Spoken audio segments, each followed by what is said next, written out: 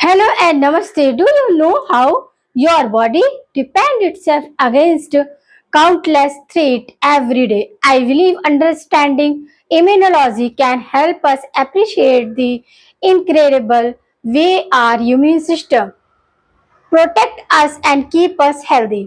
My name is Shalini Rao. मैं digital biology शास्त्र की डिजिटल रचयिता हूँ.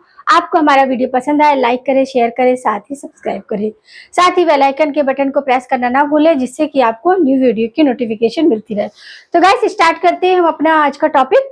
हमारा इम्यूनोलॉजी है. इम्यूनोलॉजी टॉपिक हमारा जो है ये बहुत ही ज्यादा कॉम्पिटिटिव एग्जाम की से भी बहुत ज्यादा इंपॉर्टेंट होता है. और हमारा ये क्या है 12th स्टैंडर्ड का इम्यूनोलॉजी आपको ह्यूमन हेल्थ में आता है. ह्यूमन हेल्थ एंड डिसीज में इम्यूनोलॉजी को हम देखते हैं. तो इम्यूनोलॉजी यानी कि हमारी जो बॉडी है उसमें ऐसा एक सिस्टम है जो कि हमें डिसीज या पैथोजन के अगेंस्ट क्या करता है, सेव करता है या फिर हमें प्रोटेक्ट करने की कोशिश करता है. तो यही हमारा क्या है इम्यून सिस्टम. तो इसकी ब्रांच जिसके अकॉर्डिंग हम इम्यून सिस्टम को स्टडी करते हैं इम्यूनोलॉजी कहलाती है. तो आपका क्या है इम्यूनिटी. इम्यूनिटी या फिर हम इसे इम्यून सिस्टम बोलते हैं. क्या बोलते हैं immune system. Ability of body of fight against micro organism यानी कि हमारी बॉडी की वह कैपेसिटी जिसमें कि वो क्या करता है माइक्रो ऑर्गेनिज्म से फाइट करने की कैपेबिलिटी होती है.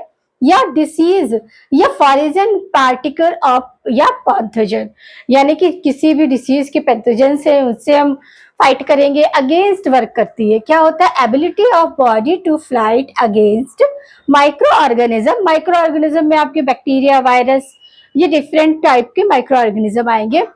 या डिसीज या फॉरिजन पार्टिकल या पैथोजन. ये हमारा इम्यून सिस्टम है या इम्यूनिटी है जिससे कि हमें कोई भी फॉर एग्जांपल हमें फीवर, एक दिन में फीवर नहीं होता, उसके पहले हमारी बॉडी में क्या होता है कि उसके वायरसेस आ जाते हैं. मगर क्या है कि वो इफेक्ट हमें एक दिन दो दिन बाद करता है कि हमारे इम्यून सिस्टम जब वीक पड़ जाता है तब हमें किसी डिसीज की जो सिम्टम्स दिखने शुरू होते हैं. तो इम्यूनोलॉजी यानी कि study of resistance toward disease. Disease के रेजिस्टेंस जो भी हमारे सिस्टम है उसको हम क्या बोलते हैं, उसकी स्टडी को इम्यूनोलॉजी बोलते हैं. अब टाइप ऑफ इम्यूनिटी. आपकी इम्यूनिटी जो है बेसिकली टू टाइप होती है. पहली होती है इननेट इम्यूनिटी और दूसरी होती है एक्वायर्ड इम्यूनिटी. इननेट इम्यूनिटी जो है वो हमारे बर्थ टाइम से ही हमारे साथ होती है यानी कि जो हमारे पेरेंटल कैरेक्टर रहेंगे इम्यूनिटी के वो हमें मिलते हैं. तो ये क्या होती है बाय बर्थ, मतलब इन बर्थ से ही हमारे हमारे सिस्टम में ये होता है क्या इननेट इम्यूनिटी.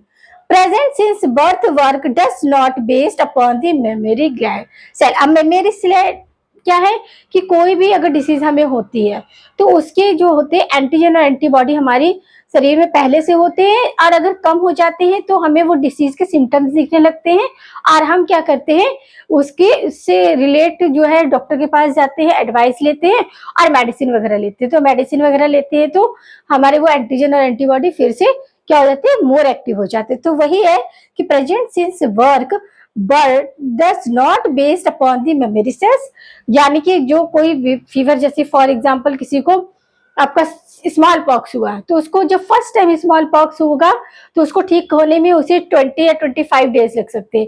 मगर वही अगर उसकी लाइफ टाइम में सेकेंड टाइम अगर उसे चिकन पॉक्स हुआ या स्मॉल पॉक्स हुआ वो क्या हुआ उससे जल्दी रिकवरी करेगा. क्यों? क्योंकि उसको पहले ये हुआ था और जब ये हुआ था तो इन्फेक्टिव सेल से क्या मेमोरी सेल्स उसकी बॉडी में प्रिपेयर हुई थी. वो मेमोरी सेल क्या होती है कि स्मॉल पॉक्स को पहचान कर उसके काम अगेंस्ट काम करना चालू कर देती है. तो हमें जो भी टाइम ड्यूरेशन हमारा ठीक होने का था वो 20 डेज से 15 डेज पे पहुंच जाता है.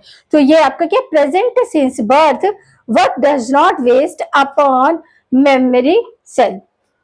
इफेक्ट अगेंस्ट क्या होता है इफेक्ट, ये क्या है प्रेजेंट सिंस बर्थ और फिर effect against wide range of pathogen यानी कि आपके पैथोजन से वाइड रेंज पे ये इफेक्ट करती है हमारे सिस्टम को. इसका एग्जांपल इसलिए इननेट इम्यूनिटी को इनबॉर्न इम्यूनिटी भी बोलते हैं और नॉन स्पेसिफिक इम्यूनिटी भी बोलते हैं. क्या बोलते हैं? नॉन स्पेसिफिक इम्यूनिटी भी बोलते हैं।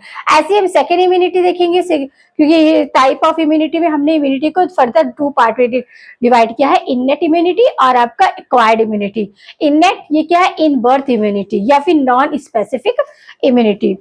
अब जो हमारी एक्वायर्ड इम्यूनिटी होती है, ये क्या कुछ हमने इन्वायरमेंट से क्रिएट की होती है, एडॉप्टेड, इसे क्या बोलते हैं, एक्वायर्ड इम्यूनिटी भी बोलते हैं या एडेप्टेड इम्यूनिटी भी बोलते हैं। एक्वायर्ड ड्यूरिंग लाइफ टाइम, ये हमारे लाइफ टाइम में हमको एक्वायर्ड होती है। Base work base upon the memory cells, ये किस पर काम करती है, अपने मेमोरी सेल पर काम करती है। Effective against particular pathogen, particular pathogen पे ये काम करती है, तो ये क्या हो गई, स्पेसिफिक हो गई। जबकि हमारा इननेट है वो नॉन स्पेसिफिक इम्यूनिटी है, क्यों, क्योंकि वो हमें इनबर्थ इम्यूनिटी मिला हुआ है। तो हमें क्या करना पड़ेगा, वहां पर जो भी आपके सिम्टम्स दिख रहे हैं वो क्या है, पैथोजन के अगेंस्ट नहीं दिखेंगे, हमें क्या इफेक्टिव अगेंस्ट वाइड इफेक्शन होगा। अब ये क्या, क्योंकि ये क्या स्पेशल है, इफेक्ट अगेंस्ट पर्टिकुलर पैथोजन, तो इसे क्या बोलते हैं, स्पेसिफिक इम्यूनिटी।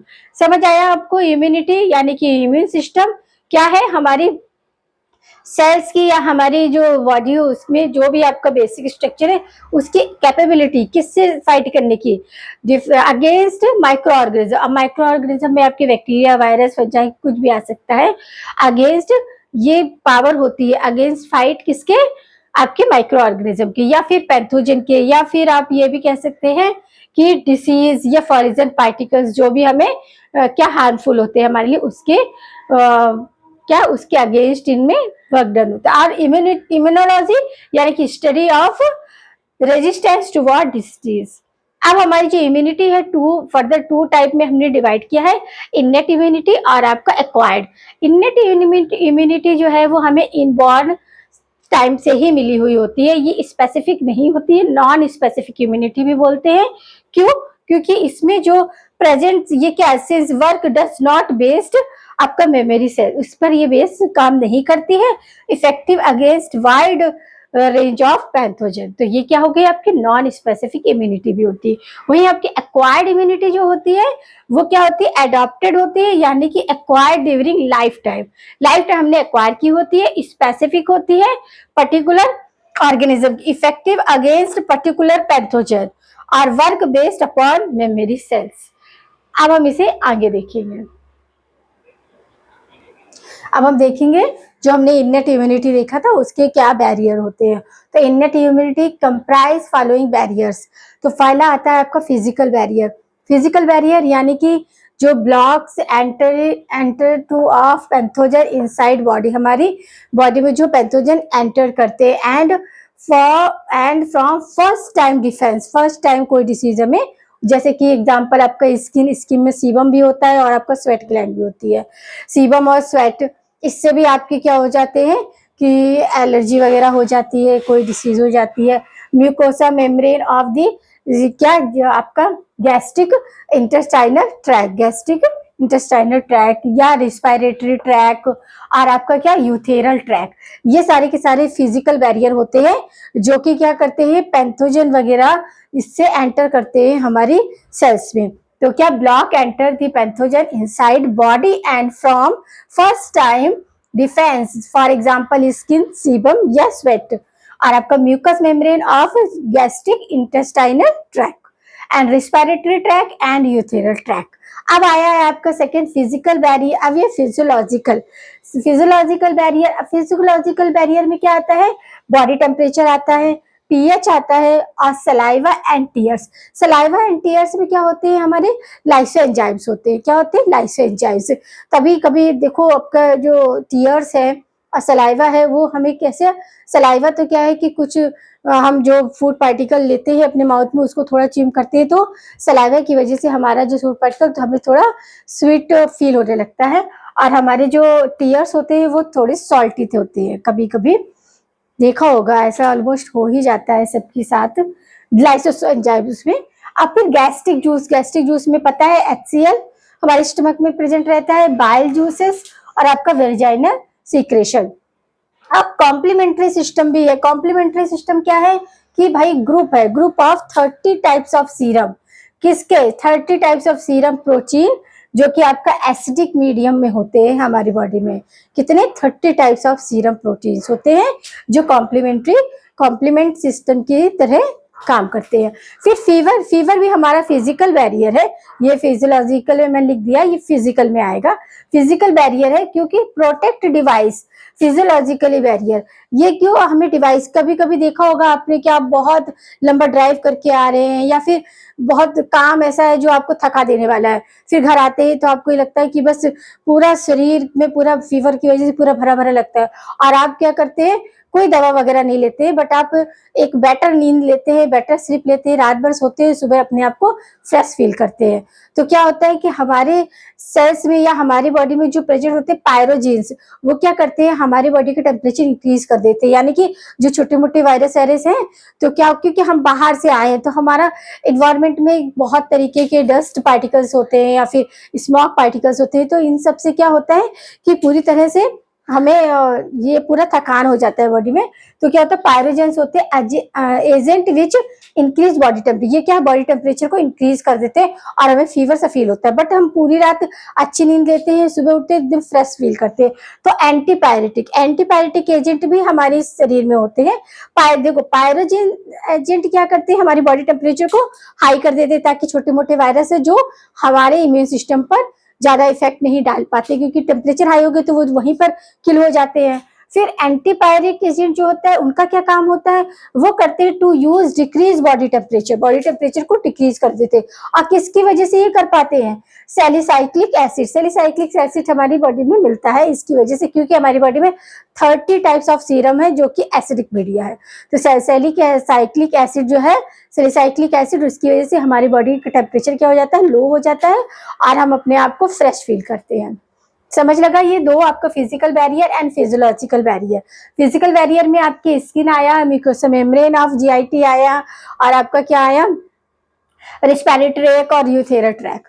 और आपका फिजियोलॉजिकल में आपके बॉडी टेम्परेचर आएगा, पीएच आएगा, सलाइवा एंड टीयर्स आएंगे, जो कि क्या होती है, लाइसो एंजाइम्स इसमें पाया जाता है। गैस्ट्रिक जूस, सीएल, आपका बाइल जूस और वेजाइना सीक्रेशन, इस तरह के आपके यहाँ पर बैरियर होते हैं। अब हमारा आता है सेलुलर बैरियर या फैगोसाइटोसिस।